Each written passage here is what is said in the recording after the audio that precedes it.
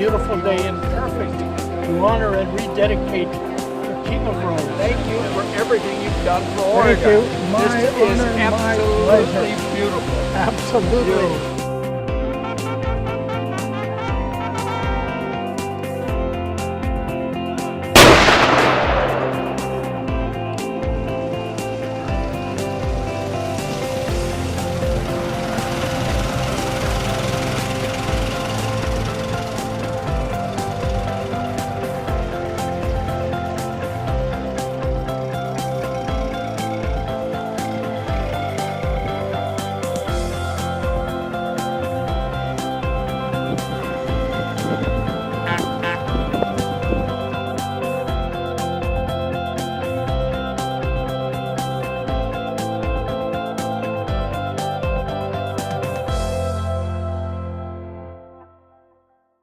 When the Columbia River Highway was being built, and I prophesied that the time would come when, instead of 5 or 7 passenger cars, there would be regular stages and buses carrying as many as 12 people at a time.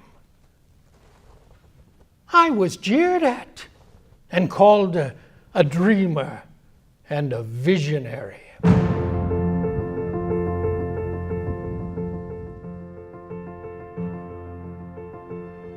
All of these stories that are America's stories have a point of origination here, and they radiated out across America. Well, I think the legacy of this highway speaks to people differently, and as they start to maybe question, why was this highway built? How was it built? Who built it? They start to realize that this legacy is really telling a story to us all. Hello everyone, I am Sam Hill. I'm honored to return here 100 years to the day of the original dedication of America's great highway. The Columbia River Highway is more than 100 years old, a time of celebration, but also a time of reflection. We often look at milestones, a century of anything, in the light of human longevity. Few people live to be 100, but the things we create do last long past the lifetimes of those who created them. So too, the memory of why those icons of human existence were created in the first place. We can look back at the historical record and see how things came to being. How much can we really know about what was in the thoughts of those people who got the job done? How much did they think about the consequences of their actions? I'm Dave Merriweather. Like Sam Lancaster, Chief Engineer of the Columbia River Highway, I'm a Southern boy who was brought to Oregon to do a job. As Hood River County Administrator, part of my job was to be aware of the significance of roads. They not only bring products to market, but they form connections between locals and visitors, families and businesses, and anyone who wants to go anywhere. We often look at history through the distorted lens of today. Yet after more than 100 years, this story takes many twists. The attitudes and beliefs of the people involved are interpreted very differently as events overshadow past action. Today, one might wonder how anyone could think a narrow, twisty, crowded road like the Columbia River Highway could be considered fast, efficient, and remarkable. In the 21st century, we take for granted our straight-lined, multi-laned, smoothly paved interstates. It was the highest and best use of architectural design of the day. It was the highest and best use of engineering principles that were available in that day across America. There's so many people who have passion and who are connected to this place and come here because of this place. And how do we continue to keep this place the way it's been? I mean, when you look at the landscape from then to now, it looks the same, pretty much the same, and that's a good thing. Driving the original Columbia River Highway becomes a nostalgic experience, one that harkens back to the intent of the designers, to have a scenic, spiritual drive through a landscape hard to find anywhere else in the world. So the rich history that's still captured and reflected, interpreted, and available for our visitors is still there for them to see and to experience, to hear the stories that have been told in the Columbia River Gorge for centuries. What was in the mind of those who created this ribbon of pavement? Sam Lancaster, locating engineer of the highway, wrote in his book, The Columbia, America's Great Highway, about the spiritual aspect of his thought process. Then the Prince of all gardens planted the seeds of 1,000 springtimes. He gave freely of his abundance and carpeted the earth with flowers of every tint and hue. I really feel Lancaster was a genius. I see him as a sculptor in a lot of different mediums. The way he sculpted that road through the mountains and the cliffs, the way they sculpted the stone to create beautiful accents, the bridges. I mean, everything that they did there was aesthetically beautiful. And he had to have had a sense, a broad sense of scale, proportion, and design. From Crown Point, a splendid view may be had up and down the Columbia, flowing 750 feet below. One may see for 30 miles in any direction. From this point, the road spirals downward in a triple figure 8, descending 600 feet and never getting off a 40-acre tract of land. It was actually the first highway in the United States that was designed specifically to take in the grandeur of these viewpoints, the waterfalls and the other scenic vistas that are available to visitors as they travel through the Columbia River Gorge. Sam Hill, recognized as the driving force behind the building of the Columbia River Highway, saw things with a different perspective. Did you ever stop to think how large a debt of gratitude Henry Ford and John D. Rockefeller owe me? I have had a great deal to do with making them two of the richest men in America. Without good roads, Henry Ford wouldn't have sold millions of his cars.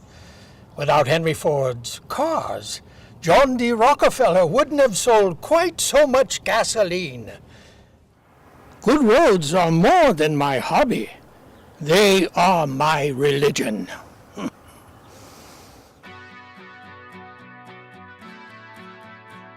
At the turn of the 20th century, life was both exciting and exhausting. The world was becoming a smaller place where distant, seemingly minor events played big on the global stage. The century saw a major shift in the way that people lived, with changes in politics, ideology, economics, society, culture, science, technology, and medicine. It can be argued that the 20th century may have seen more technological and scientific progress than all the other centuries combined since the dawn of civilization. It was a century that started with horses, simple automobiles, and freighters, but ended with high-speed rail, cruise ships, global commercial air travel, and the space shuttle. Sam Hill was a product of this era, one who thought of himself as a person of righteous purpose. Hill was a man with money, connections, and vision.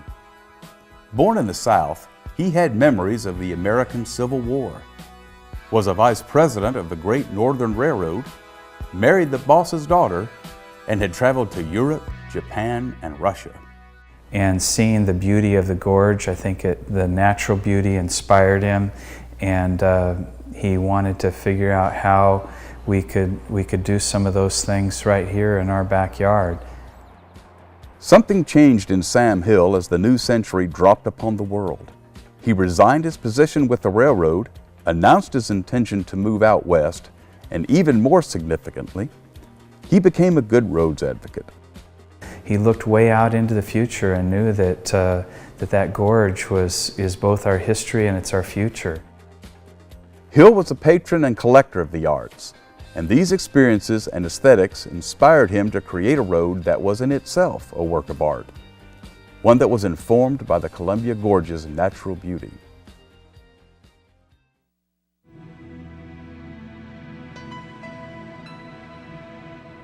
From its initial conception, scenic was the word most often used to describe the Columbia River Highway. Sam Hill's appreciation of the gorge's natural beauty was echoed by Sam Lancaster. Lancaster, like Hill, was determined to build a road that complemented and magnified the natural, even spiritual, beauty of this region. Various features of the highway reflect the founder's commitment to aesthetics and practicality.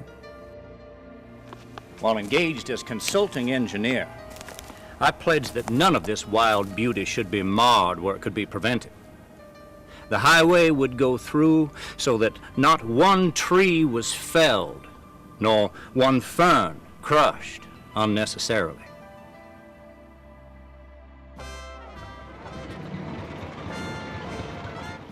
Ironically, it may not have been the automobile that inspired the building of the historic Columbia River Highway, but the bicycle. In May 1880, bicycle enthusiasts, that included riding clubs and manufacturers, met to form the League of American Wheelmen, an organization designed to support the use of bicycles and to protect their interests from legislative discrimination. Thus, the Good Roads movement came into being. Virtually everyone involved in the dream of building a highway through the Columbia River Gorge had long been aware of the potential of tourism and the influx of dollars and people inspired by the beauty of the scenery. However, highway experts warned time and time again that building a road along the Columbia River was impossible. A breakthrough came in March 1912 when Simon Benson handed over $10,000 to Governor Oswald West to build a segment of the road at Shell Rock Mountain. In early 1913, Hill invited Governor West and the entire legislature to visit his estate in Maryhill, Washington, to view experimental roads he and Sam Lancaster had built. In August 1913, at a meeting of Multnomah County commissioners and local backers at Chanticleer Inn, located on a bluff overlooking the Western Gorge, Lancaster spelled out his plan for a roadway with a minimum width of 24 feet, with extra width at curves, and no radius less than 100 feet. No grade would be over 5%. Structures were put into place with the goal of blending in with the natural setting. 3 tunnels at Oneonta, Mitchell Point, and near Mosier were constructed along the highway. Inspired by the Les Défis de Rouen tunnel in southern France, Mitchell Point was considered to be one of the most beautiful and challenging elements of the new highway. John Arthur Elliott, a former student of Lancaster at the University of Washington, designed the tunnel with a 190-foot viaduct on the west end, leading up to the 390-foot tunnel. 5 windows allowed drivers to view the beauty of the gorge from inside. The Columbia River Highway was dedicated on June 7, 1916, at Crown Point and Multnomah Falls. Remarkably, this was only 3 years after construction was begun, using mostly manual labor and horses. But I'm guessing that it was probably to Hood River would have been a little over 3 hours, maybe as much as 4, depending upon how fast you went. And you'd start out and go up Stark Street, usually on the upper bridge, and work your way around. And we'd always stop at Crown Point and take a look at there, and then go around the loops.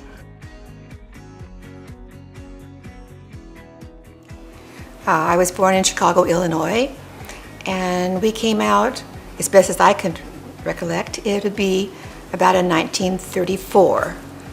My mother and dad, my sister and I, and a dog, and a whole lot of earthly belongings in a truck. And my grandfather had purchased some property at Vientel and wanted to know if we wanted to move there. It was a nice, beautiful spot. I mean, it was just a heavenly place to come to. And it was quite a drive. The narrow lanes of the Columbia River Highway could not adequately accommodate the number or size of cars and trucks that wanted and needed to utilize it. Not only for tourism, but for the transportation of agriculture and other products. As automobile technology improved, speeds increased. and accidents became more frequent on the roadway. The highway soon became crowded with gas stations, roadhouses, and auto courts. America was changing from the pastoral life of farming to a country obsessed by cars and the freedom they afforded. It was a very beautiful, scenic highway, but it was built many years ago, and trucks were getting bigger, cars were getting larger, people were driving faster, and so it's a treacherous highway, especially in the wintertime. Sometimes when we had big snows, the highway would be closed between Hood River and even Cascade Locks. So there was a need for a new highway, you know. The transformation of the original highway began in earnest by the 1930s with the construction of the Bonneville Dam. Conventional thinking of the time was based on progress. While progress was on the minds of the original builders, it had a much different meaning. Progressive philosophy in the 1930s meant using any means possible to get out of the Great Depression. Impact on natural scenic beauty and resources were secondary. The shape and size of rivers were changed and dams halted fish migrations. Straight and fast became the goal of road building. Some new towns were born and many towns were bypassed and disappeared. The inexorable march of progress took its toll on the scenic elements of the Columbia River Highway. The segment from Mosier to the Dalles remained a farm-to-market road. Much of the road in far eastern Multnomah County and in Hood River County was abandoned or destroyed. By the late 1950s, the Oregon State Highway Department began widening the 2-lane water-level route to 4 lanes and upgrading it to interstate highway standards. This new route bypassed Mitchell Point Tunnel and closed what many considered a narrow, hazardous piece of the Columbia River Highway. In 1966, the Mitchell Tunnel and viaduct were removed with explosives and machinery during widening of the water-level route to a 4-lane freeway configuration. The highway wore the Interstate North Shield until 1980, when it became Interstate 84. The goal of road building was to get traffic from one place to another with minimal time and effort. Speed, not scenery, was the priority. Way back in the 1920s, as cities became more crowded, citizens began to look for peaceful retreats. Leisure activities and the conservation movement came together as Americans took up camping, bird watching, and other outdoor recreation as a way to escape crowded cities. But by the 1980s, there was a different way of thinking taking shape in the minds of Americans and the world. Conservation, which had its roots in the gorge with the building of the original highway, was becoming much more meaningful by the late 20th century.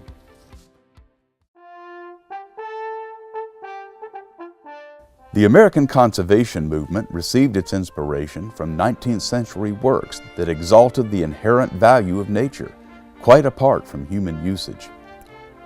In the early 20th century, there were 3 main positions about land use.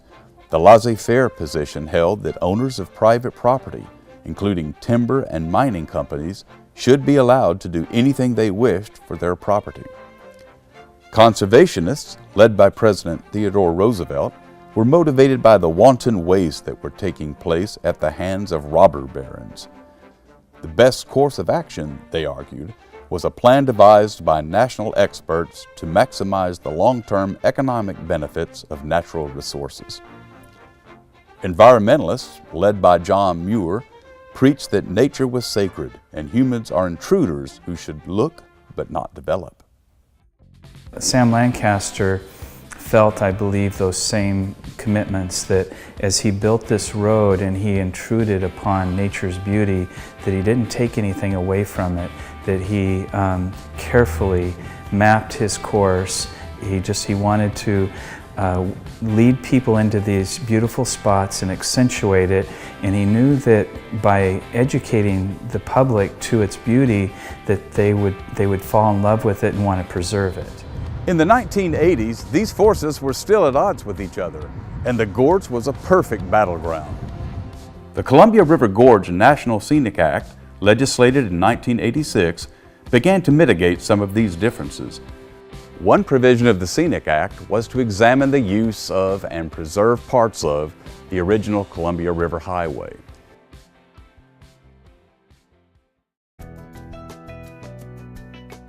Since the 1980s, there's been a ton of energy put into the historic Columbia River Highway. There's great enthusiasm to return the highway to its former glory. Lewis MacArthur was one of the founding members of the advisory committee, but I think his passion for the place and the gorge was really instrumental to laying out a vision for the highway. We didn't have any money and had to figure out what to do first. And, you know, above Bonneville Dam, that was the first project that we looked at. We looked at the Moffett Creek Bridge. And our goal is to reconnect those abandoned pieces with a trail so that people can get back out into the gorge and experience the waterfalls, the views, just like they did when it was originally opened in the 1920s. Many of the same questions and challenges that confronted the original builders of the highway still exist. Geological challenges, conservation and ecological concerns, safety, tourism, economic development, and scenic preservation. So there's just this really unique combination of natural resources and ecosystems here, as well as human history. And obviously, the gorge is a beautiful place and attracts millions of visitors here annually. The Historic Columbia River Highway Advisory Committee oversees the work that the Oregon Department of Transportation, Oregon State Parks, and Travel Oregon do to promote the historic highway. So it's this group of people who are actually the force. They're making sure that we do it right and that we actually do it and we don't move on to other priorities. Well, I go back to the slogan that the Historic Columbia River Highway Advisory Committee developed as a guideline, and there's three words. There's remember, restore, and then we have reconnect. The reconnection, of course, is where the I-84 destroyed the old historic highway for the right-of-way through there, and what we're doing is making those connections. In those days, we called ourselves pioneers because we actually put our boots on and walked the 73 miles. So we had to pioneer these routes that you see today in there. How we see this road today is not so different than that of the original designers. It is once again a scenic highway. We call it the Historic Columbia River Highway as a callback to that original intent. The route today is quite different than in Hill and Lancaster's day. The river is no longer wild. More people live along the highway, but there are fewer towns. No longer are there gas stations and restaurants every 20 miles. Believe it or not, there are more trees. Thus, views are obscured. Well, Multnomah Falls is still the most visited spot on in the state. Many of those people go on the historic highway. Many more than that speed through the Columbia River Gorge on the interstate, on their way to someplace else. Local economies depend on the influx of tourists, while at the same time, those places are being crushed by the numbers. It will be challenging but exciting to continue to keep this gorge, this place, as a world-class destination while protecting those very resources that people come to see and visit.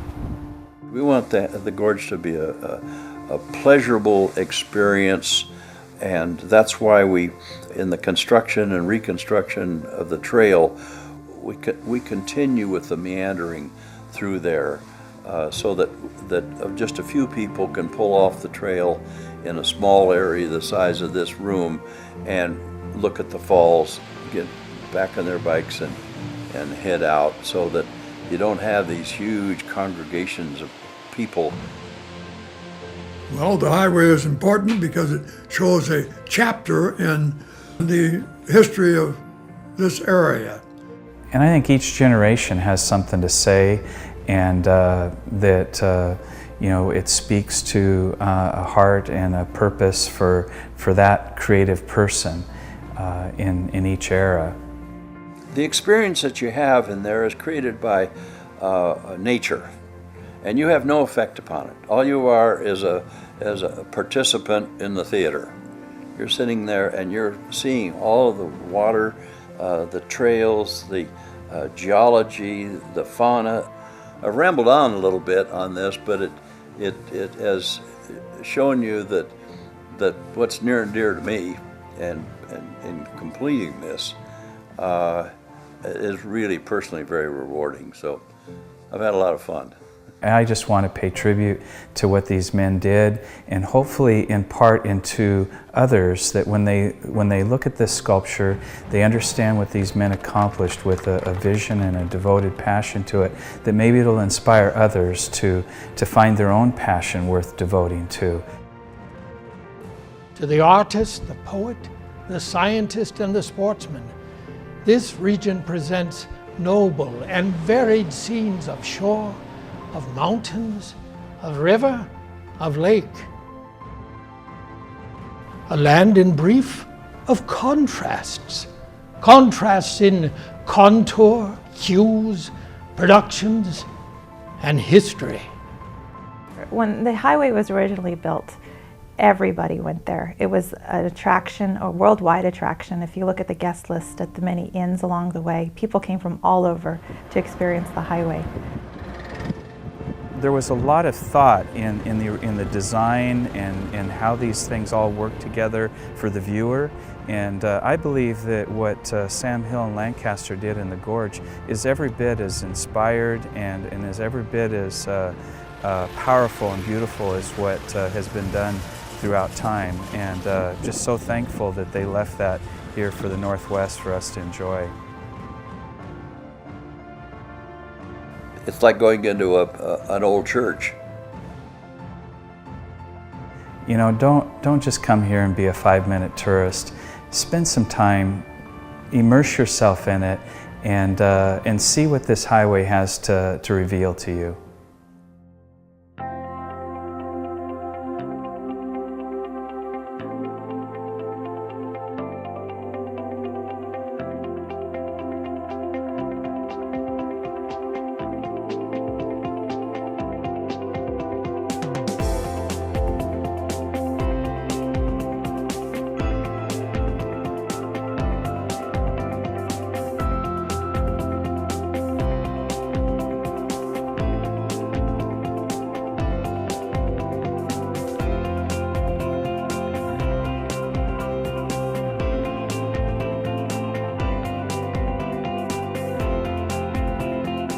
No more than 5% grade.